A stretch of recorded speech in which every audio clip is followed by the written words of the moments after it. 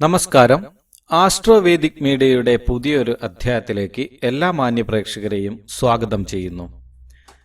വിഗ്രഹം നിർമ്മിക്കുന്നതിനുള്ള ഒരു പ്രത്യേക പുരാതന സാങ്കേതിക വിദ്യയാണ് കടുശർക്കര യോഗം.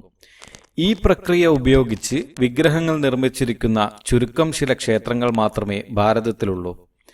നമ്മുടെ നാട്ടിൽ കളിമണ്ണും കോൺക്രീറ്റും ഉപയോഗിച്ചുള്ള വിഗ്രഹങ്ങൾ ഇപ്പോൾ സുലഭമാണെങ്കിലും സാധാരണ വിഗ്രഹങ്ങൾ നിർമ്മിക്കുന്നത് ശില, മരം, ലോഹം, മഞ്ഞൾ, ചാണകം, മണൽ, ചുമർചിത്രങ്ങൾ, തുണിച്ചിത്രങ്ങൾ, കളങ്ങൾ, രത്നങ്ങൾ, മനസ്സിലെ സങ്കല്പം എന്നിങ്ങനെയുള്ള രീതികളിലാണ്. എന്നാൽ കടുശർക്കര യോഗം എന്ന ഏറ്റവും പ്രയാസമേറിയതും ഇക്കാലത്ത് പൂർണ്ണമായും ചെയ്യുവാൻ പറ്റാത്തതുമായ ഒരു പ്രക്രിയയും വിഗ്രഹ നിർമ്മാണത്തിലുണ്ട്.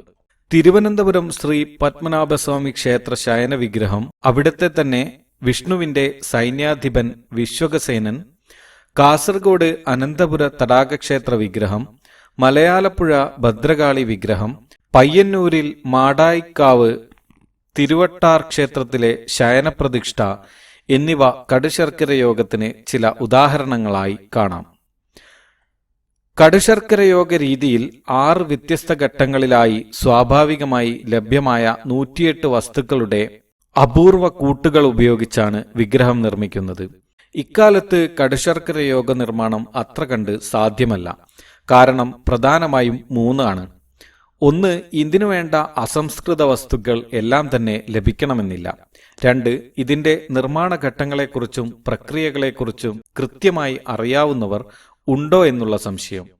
3, ഇന്നത്തെ കാലത്ത് ഇതിനു വേണ്ട താന്ത്രിക രീതികൾ ആരും പഠിക്കുവാൻ തയ്യാറാവുന്നില്ല, അല്ലെങ്കിൽ പഠിപ്പിച്ചു കൊടുക്കുവാൻ ആരുമില്ല എന്നതാണ് വാസ്തവം. എങ്കിലും ചില മൂസത് കുടുംബങ്ങളും കാൽപ്പാത്തി കുടുംബങ്ങളും കടുശർക്കര യോഗത്തിലെ ഒരു ഭാഗമായ അഷ്ടബന്ധക്കൂട്ട് തയ്യാറാക്കാറുണ്ട്. വിഗ്രഹങ്ങൾ പീഠത്തിൽ ഉറപ്പിക്കുവാൻ വേണ്ടിയും വിഗ്രഹ നിർമ്മാണ ഘട്ടത്തിൽ വിഗ്രഹങ്ങളിലെ ഘടകങ്ങൾ പരസ്പരം യോജിപ്പിക്കുന്നതിനുമാണ് ഇത് ഉപയോഗിക്കുന്നത്. കടുശർക്കര യോഗത്തിലെ ഒരു പ്രധാന വസ്തുവാണ് അഷ്ടബന്ധലേപം. കടുശർക്കര യോഗ വിഗ്രഹ നിർമ്മാണത്തിൽ അഷ്ടബന്ധലേപം, അസ്ഥികൂടബന്ധനം, നാഡീബന്ധനം, മൃത്ലേപനം, പട്ടുബന്ധനം, കൽക്കപ്രയോഗം എന്നിങ്ങനെ 6 പ്രക്രിയകളാണുള്ളത്. അഷ്ടബന്ധലേപനം. അഷ്ടബന്ധലേപനത്തിന്റെ നിർമ്മാണത്തിന് 8 ദ്രവ്യങ്ങളാണ് ഉപയോഗിക്കുന്നത്. വെള്ള നിറത്തിലുള്ള ഇടത്തരം വലുപ്പത്തിലുള്ള ശംഖ്, ചെഞ്ചല്യം, കടുക്ക, കോഴിപ്പരൽ, കോലരക്ക്, പേരാറ്റുമണൽ, വലിയ നെല്ലിക്ക, എള്ളെണ്ണ എന്നിവയാണ് 8 ദ്രവ്യങ്ങൾ. അവസാന ഘട്ടത്തിൽ നൂൽപ്പരുത്തിയുടെ പഞ്ഞി കൂടി ഉപയോഗിക്കാറുണ്ട്. പേരാറ്റുമണൽ എന്നത് ഭാരതപ്പുഴയിലെ മണലാണ്. മരുത് മരത്തിന്റെ പശയാണ് ചെഞ്ചല്യം എന്നറിയപ്പെടുന്നത്. ലാക്കിഫർ ലാക്ക എന്നു പേരുള്ള ഒരു ഷഡ്പദം ഉൽപ്പാദിപ്പിക്കുന്ന പശയാണ് കോലരക്ക്. പൂവം, ഇലന്ത, കടമരം, പ്ലാശ്, കൂറമുള്ള് എന്നീ വൃക്ഷങ്ങളുടെ നീരൂറ്റി കുടിച്ചാണ് അരക്കു പ്രാണികൾ ജീവിക്കാറുള്ളത്. ഈ പ്രാണികൾ ഉൽപ്പാദിപ്പിക്കുന്ന സ്രവമായ കോലരക്ക് അവയുടെ ദേഹത്ത് തന്നെ പറ്റിയിരിക്കും. ഓറഞ്ച് നിറത്തിലുള്ളതാണ് ഏറ്റവും മികച്ച കോലരക്ക്.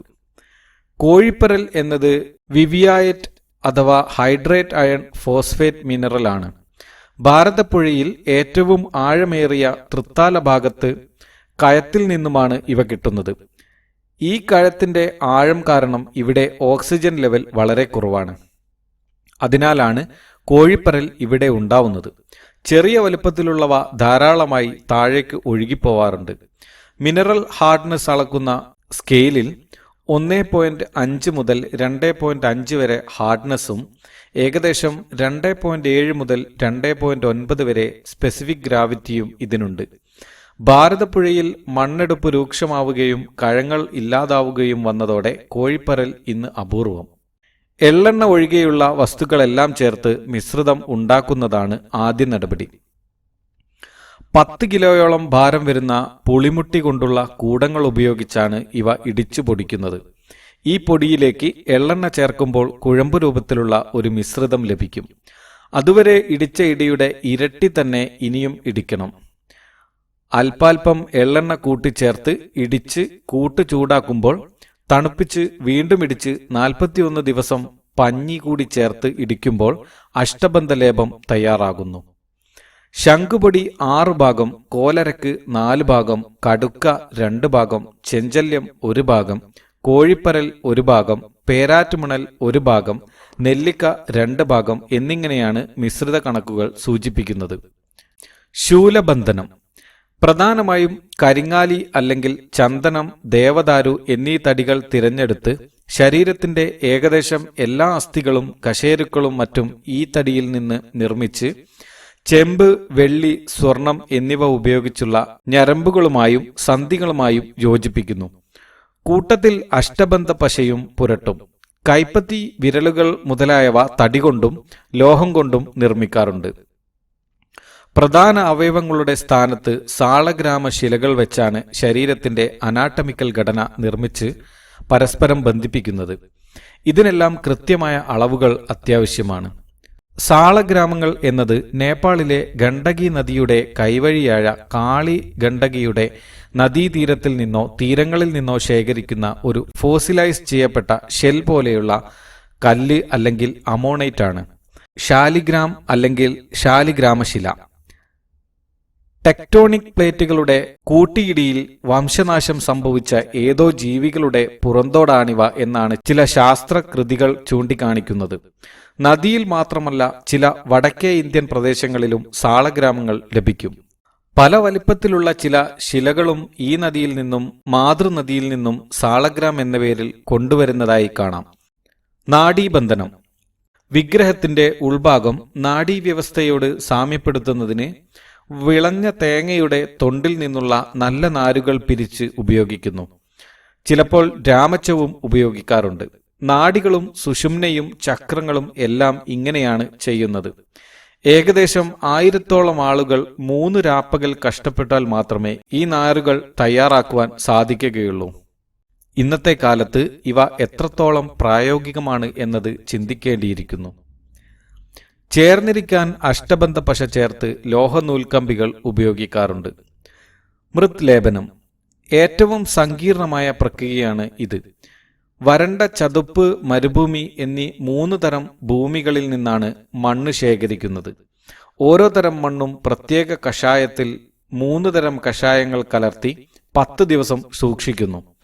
ഇതിനുശേഷം ഈ മിശ്രിതം ത്രിഫല കഷായം ചേർത്ത് 10 ദിവസം കൂടി സൂക്ഷിക്കുന്നു. ഈ മിശ്രിതത്തിലേക്ക് നദിയിലെ മണൽ ചേർക്കുകയും കൂടാതെ യവം, ഗോതമ്പ് പൊടി, കാശാവിന്റെ എണ്ണ മുതലായവയും ചേർക്കുന്നു. ഈ മിശ്രിതം ഇലിപ്പ മരത്തിന്റെ അരച്ച മിശ്രിതത്തിലേക്ക് ചേർത്ത് 5 ദിവസം കൂടി സൂക്ഷിക്കുന്നു. പിന്നീട് മറ്റു ചേരുവകൾ ഓരോന്നോരോന്നായും കൂട്ടിച്ചേർത്തും ഈ കഷായങ്ങൾ ചേർത്ത് ഇടിച്ചു കൂട്ടിയെടുക്കുകയാണ്. ഏറ്റവും പ്രയാസമേറിയതും മനസ്സിലാക്കാൻ പോലും ബുദ്ധിമുട്ടേറിയതുമായ പ്രക്രിയകളാണ് ഇവയെല്ലാം. അവസാനം കിട്ടുന്ന പശപ്പുള്ള ഔഷധക്കൂട്ട് അഷ്ടബന്ധം തേച്ചു പിടിപ്പിച്ചതിനു ശേഷം നിറച്ച് ആവശ്യമുള്ള രൂപം നിർമ്മിച്ചെടുക്കുന്നു.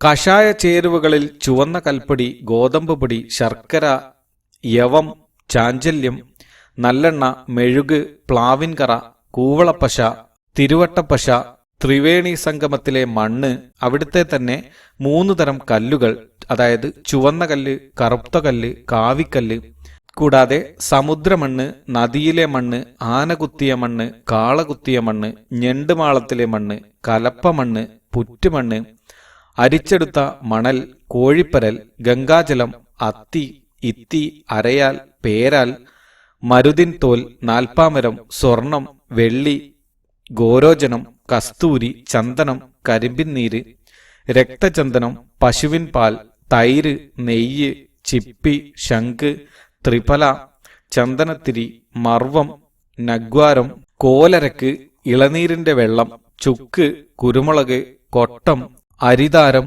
കുങ്കുമം, കാശാവിന്റെ എണ്ണ, ചകിരി എന്നിങ്ങനെ ധാരാളം പ്രകൃതിജന്യ വസ്തുക്കൾ ഇതിനാവശ്യമാണ്. ഇതിന്റെ കൂട്ടൊക്കെ ഇപ്പോൾ അറിയാവുന്നവർ വളരെ അപൂർവമാകും. പട്ടുബന്ധനം മൃത്ലേപനം ചെയ്ത് വിഗ്രഹ ബാഹ്യരൂപം പൂർത്തിയായി കഴിയുമ്പോൾ ലേപനത്തിന് സംരക്ഷണം നൽകുന്നതിനായി ശുദ്ധമായ പട്ട് അഷ്ടബന്ധന പശ ഉപയോഗിച്ച് വിഗ്രഹത്തിന് ചുറ്റും പൊതിയുന്നു. എന്നാൽ പല സ്ഥലങ്ങളിലും ഇത് ഒഴിവാക്കിയതായും വായിച്ചിട്ടുണ്ട്. കൽക്ക പ്രയോഗം പുഴമണൽ, കരിമണൽ, ചരൽ, മണൽ എന്നിവ തുല്യ അനുപാതത്തിൽ പൊടിച്ച് ത്രിഫല, കൂവളപ്പശ, പ്ലാവിന്റെ കറ എന്നിവ ചേർത്ത് 1 മാസത്തോളം ഇടിച്ചെടുക്കുന്നു. ഈ മിശ്രിതത്തെ കൽക്ക എന്ന് വിളിക്കുന്നു.